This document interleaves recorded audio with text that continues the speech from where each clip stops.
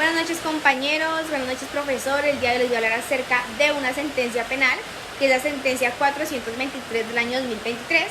Para explicarla voy a dar una breve explicación, valga la redundancia, a grosso modo de los artículos que según en mi perspectiva se imputan más seguido en esa sentencia o que como que tienen más relevancia. Tenemos que el prevaricato por acción y el peculado por apropiación. Entonces empecemos con el prevaricato por acción. Se encuentra regulado en nuestro Código Penal en el artículo 403 y dice así: el servidor público que profiera resolución, dictamen o concepto manifestamente contrario a la ley incurrirá en prisión de 48 meses a 144 meses, multa de 66.66 a 300 salarios mínimos legales mensuales vigentes y una pena accesoria, que es la siguiente: inhabilitación para el ejercicio de derechos y funciones públicas, de 80 a 144 meses. Entonces, para la tipicidad objetiva tenemos que el sujeto es un servidor público, es decir, un sujeto activo calificado, porque tiene que tener esta cualidad para hablar de este delito. El verbo rector es profiera. El sujeto pasivo, discúlpenme, me fui, vendría siendo para mí la administración pública, porque en sí no es una persona física, pero sí está afectando a la administración. Y obviamente el objeto jurídico vendría siendo la administración pública. Los ingredientes esenciales del tipo son el elemento normativo, que sea resolución, dictamen o concepto manifestamente contrario a la ley.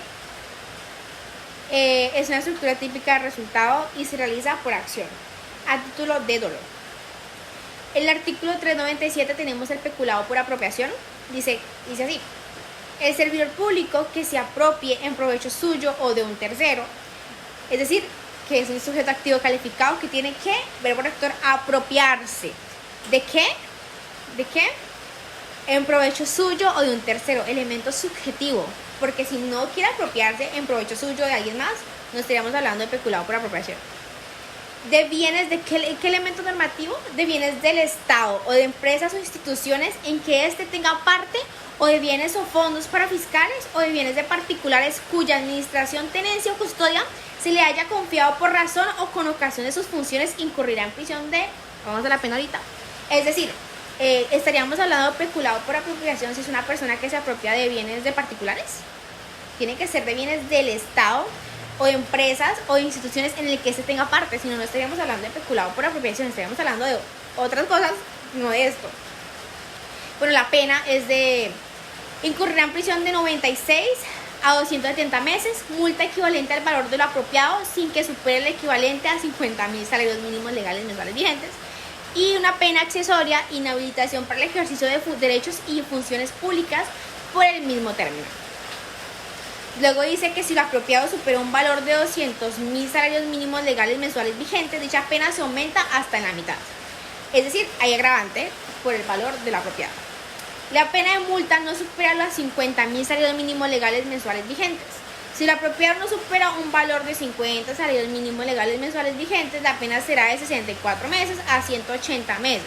E inhabilitación para el ejercicio de los derechos y funciones públicas por el mismo término y multa equivalente al valor del apropiado.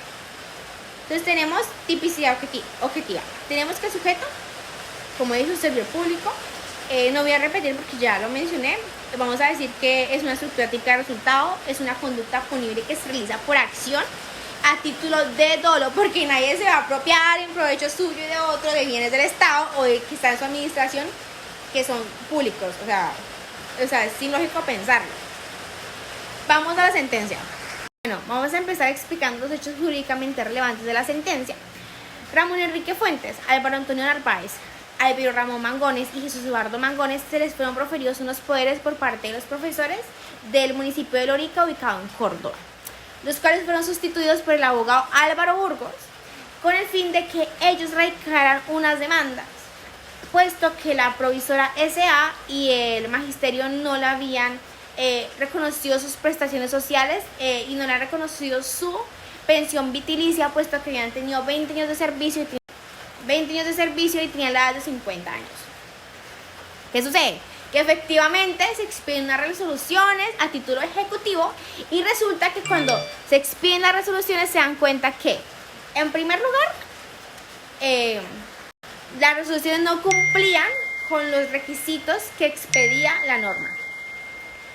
Y en segundo lugar, en este documento reposan unas firmas que presuntamente eran las de los apoderados y resultó que no. Entonces estamos viendo contemplados los delitos antes mencionados. Entonces, rápidamente vamos a explicar. Alviro Ramón Mangones Figueroa fue condenado por codeterminador de 7 conductas de prevaricato por acción y de peculado y 2 reatos de peculado por apropiación.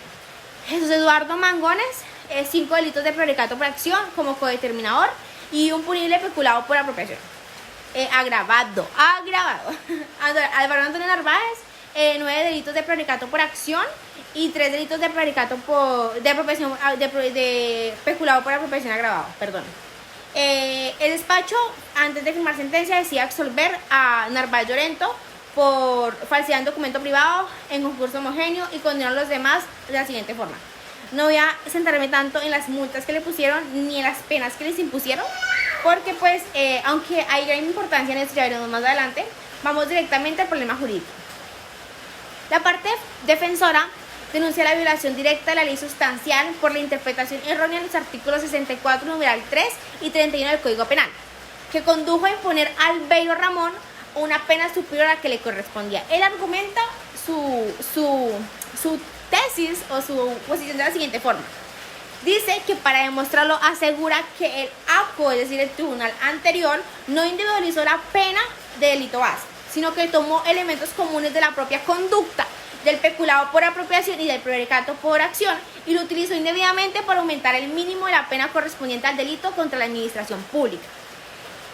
No bastaba, arguye el letrado, es decir, el abogado defensor, que linda suena la corte, la mera mención al criterio de la intensidad del dolo, tampoco la referencia a que se defraudó la administración pública, pues todos los delitos vulneran un bien jurídico.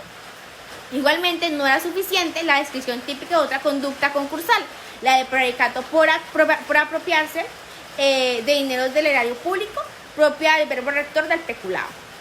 Como los criterios de ponderación utilizados para individualizar la pena por el reato base no se adecuan a los de la canon 61,3 del proceso de dosificación, no se encuentran debidamente motivados. Entonces dice que, él dice en pocas palabras que la pena no está debidamente motivada porque no cumple con lo que establece la norma. Luego argumenta prácticamente lo mismo para Jesús Eduardo Mangones Renal, pero argumentando algunas cosas diferentes en cuanto a la dosificación, pero en ambos casos argumenta que la pena fue dosificada de manera incorrecta y que no está acorde a lo que yo sé. Entonces, el problema jurídico es que la Corte tiene que analizar si los principios de no bis in idem y legalidad, es decir, el principio de que nadie puede ser procesado ni sancionado más de una vez por un mismo hecho, cuando él explica que todas las conductas recaen sobre un mismo bien jurídico, o sea, es el argumento del defensor, ¿por qué le están aumentando la pena? Es lo que trata de explicar o lo que yo logro entender de esta sentencia. Entonces, en la obiter dicta, de verdad tenemos muchas, porque son sentencias, saben que son dichos de paso que la Corte trae para explicarnos. Pero vamos a decir brevemente que, de acuerdo con la jurisprudencia de la Sala, aunque el juez goza de cierta libertad para imponer un determinado monto de pena, el deber de motivación frente a esa decisión no se cumple con la sola enunciación genérica de los mencionados factores, sino que obedece a una discrecionalidad reglada por la Corte Suprema de Justicia en sentencia penal de 2010, que es larga. Vamos a dejarlo ahí porque realmente, pues, si no, este video se pone muy largo. Es importante agregar que la Sala precisó que no se requiere acudir a todos y cada uno de los factores descritos en el inciso 3 del artículo 161 para imponer la pena, sino que el empleo de uno o cualquiera de ellos basta para graduar el monto de la sanción, siempre que no se limite a un solo enunciado. Y nos vamos rápido a la ratio decidendi, la razón de la decisión. Dice la Corte lo siguiente. Dice rápidamente la Corte que el librista o el abogado defensor no se quejó en ningún momento de los delitos bases, peculado por apropiación y prevaricato por acción. Eso queda claro. Ahora dice que en el primer aspecto es cierto, como le afirmó el defensor y lo ratifica la Procuraduría, que la COE incurrió parcialmente en una motivación incorrecta a la tasación de la pena. No obstante, ningún defecto trascendente se deriva de dicha argumentación en clave del incremento realizado sobre el mínimo punitivo del segundo cuarto. Dice incluso la Corte que, suprimiendo sus argumentos que él menciona, igual habría suficiente motivación para el agravante para el aumento de pena que se le estableció a los presuntos delincuentes. Dice la Corte que no ve la infracción denunciada por el censor en la medida que la actuó precisamente en el marco del parámetro de la intensidad del dolo, tuvo en cuenta la divergencia, es decir, la cantidad de poderes que se les había conferido a esos abogados y la gravedad de las acciones que habían cometido. Incluso esa consideración también la tuvo en cuenta el fallador en relación con otros de los coprocesados no recurrentes, es decir, Ramón Enrique Fuentes Álvarez. Y para cerrar su argumentación, la Corte dice que es indispensable precisar que, como bien lo resaltó el delegado de la Fiscalía, la ausencia de antecedentes penales es una de las circunstancias que solamente puede ser atendida como sucedió en el asunto examinado, para la selección del cuarto de movilidad en que debe ser tasada la pena, por manera que el acuo no podía volver a emplearla entre los motivos de justificación concreta de la sección 79. En esas condiciones, la Corte no encuentra ninguna razón para casar la sentencia impugnada por los cargos admitidos. Es decir, que primero resuelve no casar la sentencia, pero sí casar parcialmente de oficio la sentencia impugnada en el sentido de fijar la pena accesoria de inhabilitación para el ejercicio de profesión de abogado de la siguiente forma. Es decir, la pena principal no la modifica la Corte, dice aquí no hay ningún problema, la pena tuvo suficiente motivación, no estamos fallando al principio de nos bis idem, no estamos fallando al principio de legalidad. Sin embargo, sí vamos a casar parcialmente porque sí hubo un error en la fijación de la pena accesoria. Entonces espero que, la verdad es un tema como complejo para mí, porque al menos el tema de la justificación de la pena no es algo que maneje, pero traté de entenderlo para poder explicarlo, y ya. Feliz noches a todos, gracias por ver este video.